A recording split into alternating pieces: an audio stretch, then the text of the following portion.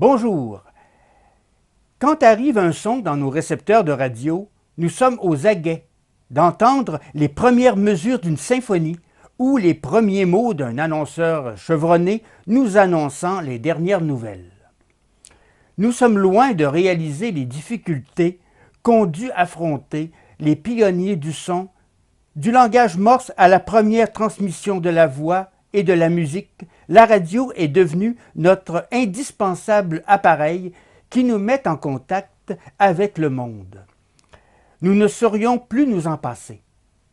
La technologie numérique la rend encore plus fidèle avec un son sans égal, dépassant de loin les frontières de la plus pure qualité. L'homme a toujours ressenti le désir de communiquer avec ses contemporains à des distances où sa voix ne pouvait pas être entendue.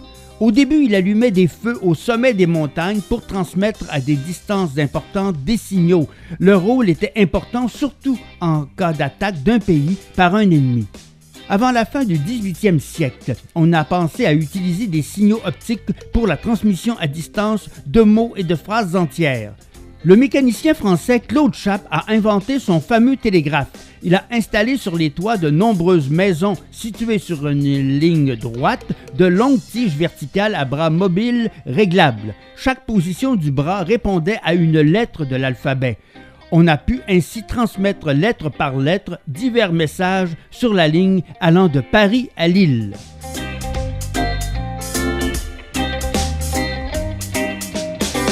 En 1825, le conseiller d'État russe Schelling a construit un télégraphe à 2 fils métalliques. 10 ans plus tard, l'appareil inventé par l'Américain Samuel Morse a permis de transmettre les messages à distance en reproduisant sur un ruban de papier des points et des traits. Les ondes que nous voyons se former à la surface de l'eau ne sont qu'une image de toutes celles qui s'enchevêtrent autour de nous, dans l'air comme les sons, ou dans les terres, ce fluide immatériel qui baigne toute la terre et au-delà, comme les ondes de la lumière. À la découverte de ces ondes, à l'élaboration des lois qui régissent leur propagation, à leur utilisation pratique, tout l'Occident civilisé a travaillé.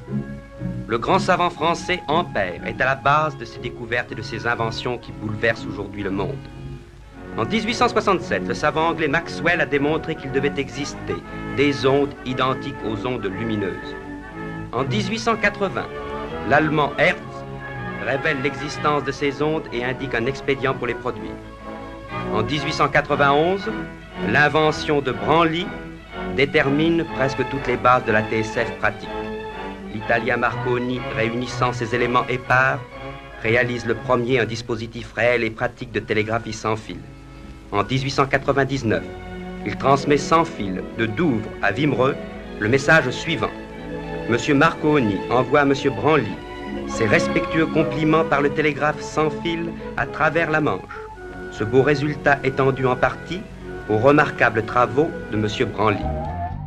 En 1896, s'est répandu dans le monde entier le nom de l'inventeur célèbre Guglielmo Marconi. Il a perfectionné la radiocommunication et a déposé le 2 juin de la même année une demande de brevet d'invention pour plusieurs appareils. Il continua toute sa vie à perfectionner son invention et à assurer son application pratique. Il contribua indiscutablement à l'extension de la radiocommunication et à son perfectionnement.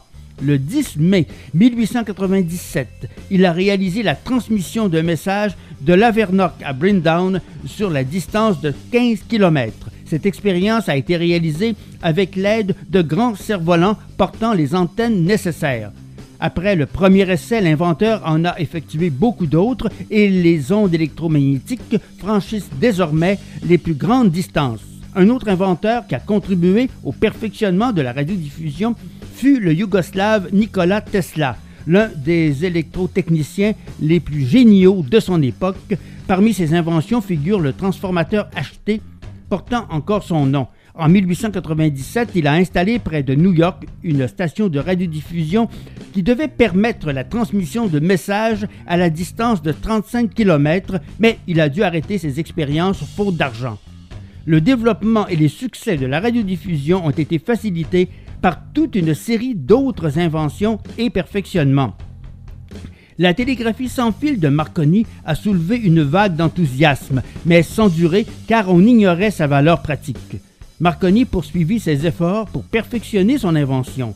Tout d'abord, il remplaça la limaille de fer par un mélange de particules d'argent et de nickel. Ensuite, il fixa une antenne à un ballon ancré au sol et réussit à transmettre en 1897 un message à la distance de 27 km.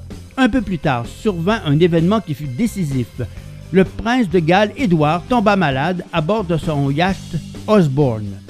C'était en été 1898 à proximité de l'île de White où se trouvait alors la reine Victoria. Marconi saisit l'occasion et offrit à la reine de lui donner, au moyen de ses appareils 5 fois par jour, des informations sur l'état de santé du prince. Au cours des 16 jours suivants, il lui envoya au total 150 télégrammes. Cet exploit assura le succès de Marconi. L'importance de la télégraphie fut rappelée au monde entier à l'occasion de la plus grande catastrophe maritime de tous les temps. En 1912, le paquebot Titanic de la compagnie de navigation White Star Line heurta la nuit du 14 au 15 avril un iceberg.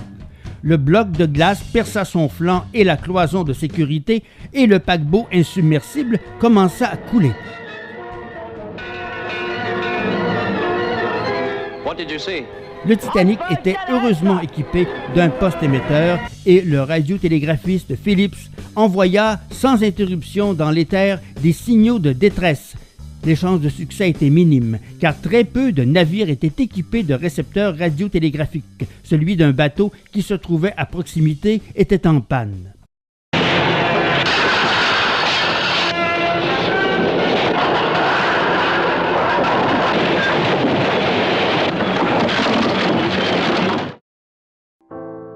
Lorsque le Titanic commençait à disparaître dans l'eau, les signaux de détresse envoyés par Phillips furent captés par un poste récepteur installé sur la côte près du Cap Race. On alarma tous les habitants des environs ainsi que les gardiens de la côte. Des bateaux à vapeur se lancèrent au secours du navire en détresse. Le Carpathia arriva le premier au lieu du naufrage, fut suivi par d'autres.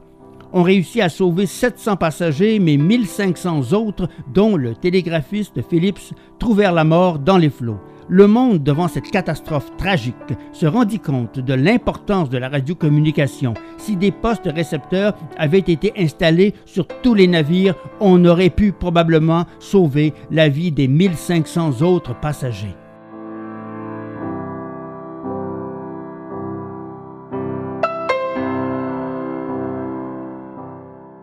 La radiotélégraphie a assuré la communication entre divers endroits du monde, mais la transmission des messages à des distances importantes était incertaine, faible et pas très sûre. En effet, l'émetteur n'émettait que des oscillations à chef affaibli et excité insuffisamment par les étincelles qui jaillissaient dans l'éclateur et les récepteurs n'étaient pas assez sensibles. Les ondes radiophoniques captées ne pouvaient pas être suffisamment amplifiées. La situation est restée inchangée jusqu'en 1907 quand le physicien américain Lee de Forest déposa une demande de brevet d'invention pour la construction d'un tube électronique à 3 électrodes appelé triode.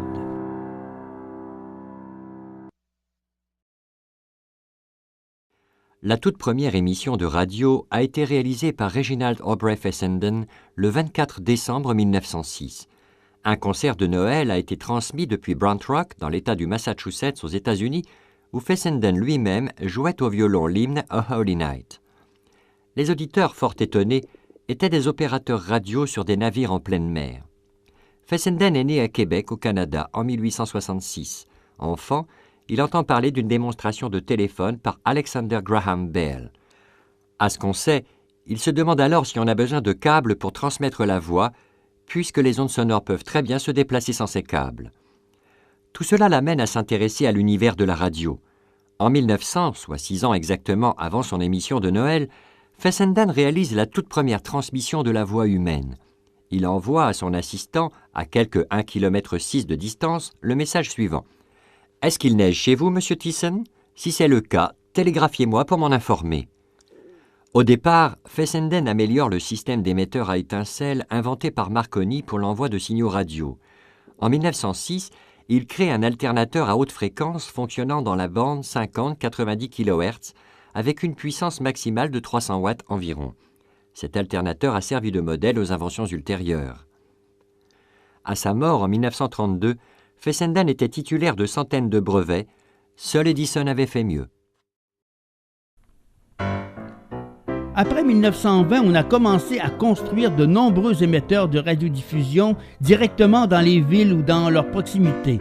Ils travaillaient avec les ondes longues ou moyennes et leur puissance n'atteignait au début qu'un, 2 ou 3 kW et plus tard 5 kW de haute fréquence. Lorsqu'on a réussi à fabriquer des tubes émetteurs efficaces refroidis par eau, la puissance de certains émetteurs européens a été augmentée jusqu'à 120 kW.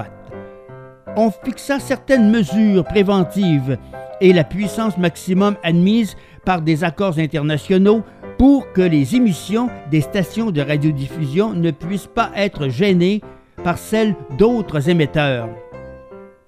L'âge d'or des récepteurs radiophoniques se situe entre l'année 1930 et l'année 1960. La radiodiffusion a remporté le plus de succès et a connu le plus grand essor sur le plan technique et sur le plan commercial.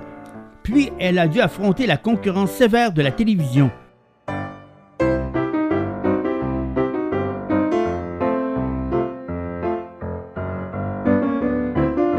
Pour la défendre, on a réalisé une série de perfectionnements techniques et on a commencé à fabriquer des appareils portatifs miniatures. En outre, on a amélioré les émissions sur ondes ultra courtes et on a introduit la stéréophonie, tout en préparant les émissions quadriphoniques.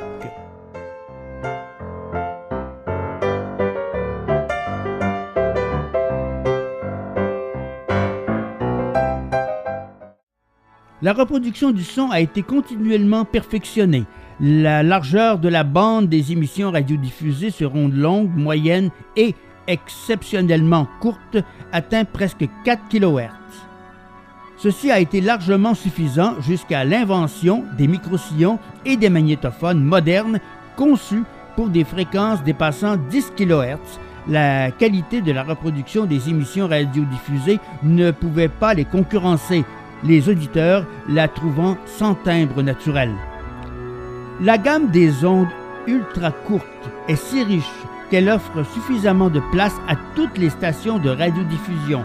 Elles permettent l'utilisation de toutes les fréquences ainsi que la modulation de fréquences qui réduit les perturbations au prix de la construction les plus compliquées des récepteurs.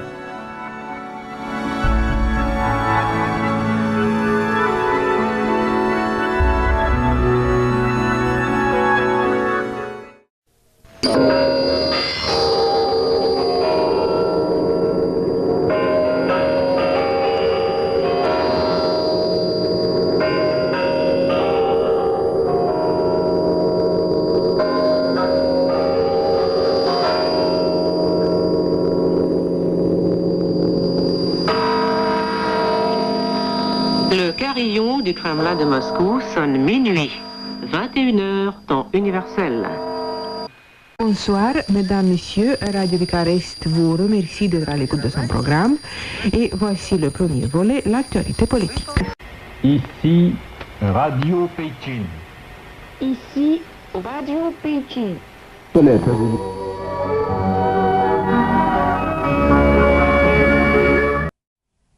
Nous vous invitons à revenir visiter notre livre d'histoire dans une prochaine émission.